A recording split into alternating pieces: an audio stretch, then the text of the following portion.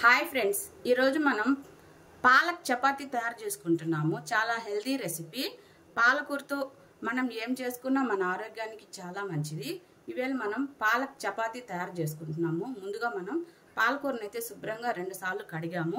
ఇప్పుడు దీన్ని సన్నగా కట్ చేసుకుందాము. పాలకూరను అయితే సన్నగా కట్ చేసాము. ఇప్పుడు దీన్ని వేడి నీళ్ళలో వేద్దాము. నీళ్ళైతే మరుగుతున్నాయి. కట్ చేసుకున్న పాలకూరని వేడి నీళ్ళల్లో వేసేద్దాము. పాలకూర వేడి నీళ్ళల్లో 2 నిమిషాల పాటు ఉడికిద్దాము. నిమిషాలకు మించి ఎక్కువసేపు ఉడికించకూడదు. దీనిలో ఉన్న విటమిన్స్ అన్నీ పోతాయి. 2 నిమిషాల పాటు ఉడికిద్దాం పాలకూరని. పాలకూర అయితే ఉడికింది. ఇప్పుడు దీన్ని మనం వేడి నీళ్ళ నుంచి తీసేద్దాము.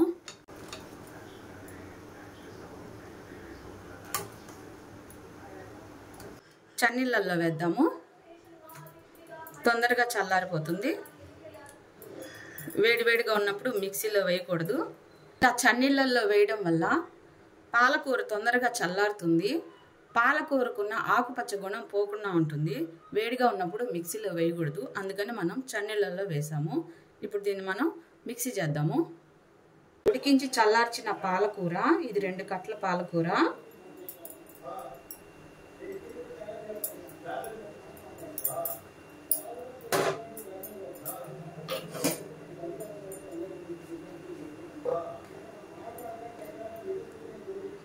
వెల్లుల్లిపాయలు తొక్కు తీసివేయాలి. చిన్న అల్లం ముక్క, 2 పచ్చిమిర్చి,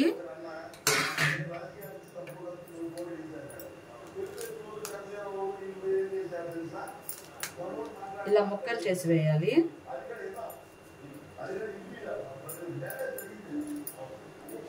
అర స్పూన్ జీలకర్ర. ఇప్పుడు దీన్ని మనం పేస్ట్ చేద్దాము. మిక్సీకి వేసుకుందాం. ఇలా పేస్ట్ చేసుకోవాలి. దీన్ని పక్కన పెట్టుకుందాము.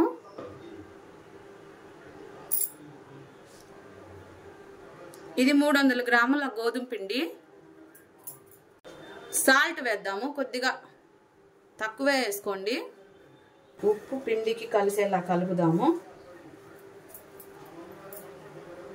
గ్రైండ్ చేసి పెట్టుకున్న పాలకూర పేస్ట్ వేసేద్దాము.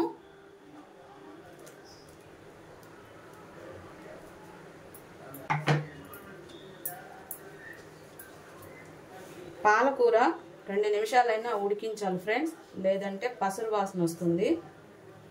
పాలకూర పేస్ట్తోనే పిండి అంతా ముద్దలా కలపాలి. నార్మల్గా మనం గోధుమ పిండి చపాతీకి ఎలా కలుపుకుంటామో అలాగే కలపాలి. కొద్దిగా నీళ్లు వేసుకుంటూ పిండి ముద్ద కలుపుకోవాలి. ఒక 2 స్పూన్ల అంత ఆయిల్ వేద్దాము. 2 స్పూన్ల ఆయిల్ వేసాము.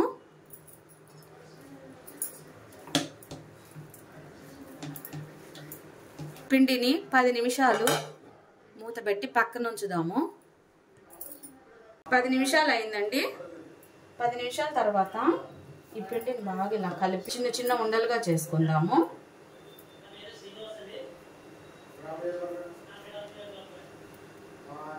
ఇలా ముద్దలు చేసుకుందాము.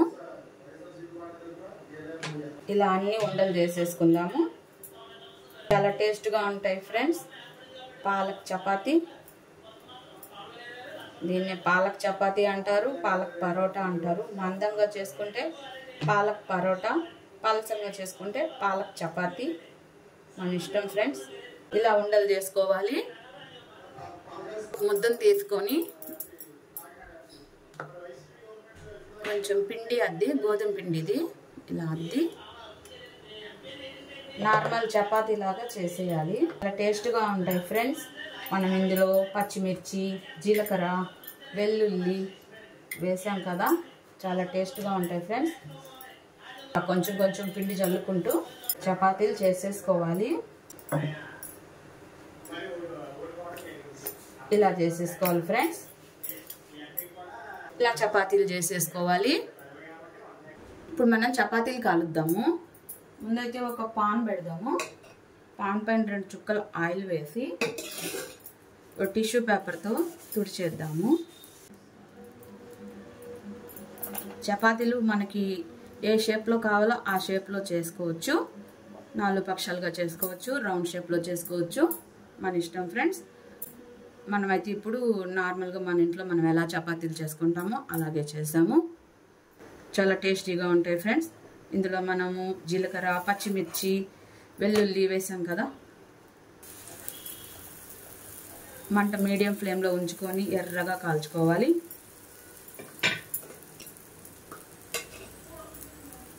దీనికి కొద్దిగా ఆయిల్ ఎక్కువ పడుతుంది ఫ్రెండ్స్.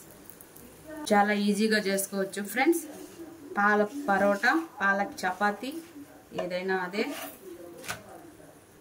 మనకు నచ్చిన షేప్లో చేసుకోవచ్చు, 4 పక్షాలుగా చేసుకోవచ్చు, రౌండ్ షేప్లో చేసుకోవచ్చు, మన ఇష్టం ఫ్రెండ్స్.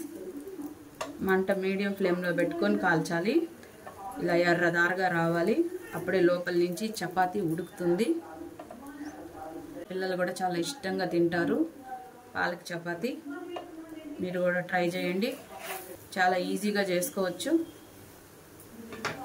ఇప్పుడైతే ఈ పాలక్ పరోటా రెడీ అయిపోయింది ఫ్రెండ్స్. పాలక్ చపాతీ, పాలక్ పరోటా రెండు ఒకటే. చూడండి ఫ్రెండ్స్, మన పాలక్ చపాతీ అయితే రెడీ అయిపోయింది. దీన్ని మనం ఒక ప్లేట్లో తీసేసుకుందాము. ఇదే విధంగా మిగతా చపాతీలు కూడా కాల్చేద్దాము ఫ్రెండ్స్. మన పాలక్ చపాతీ అయితే రెడీ అయింది. సాఫ్ట్గా మెత్తగా భలే బాగుంటాయి, చాలా టేస్టీగా ఉంటాయి. ట్రావెల్ చేసేటప్పుడు 2-3 రోజులైనా నిల్వ ఉంటాయి. చూడండి ఫ్రెండ్స్ ఎంత బాగా వచ్చాయో. పాలక్ పరోటా వీడియో నచ్చితే లైక్ చేయండి, సబ్స్క్రైబ్ చేయండి.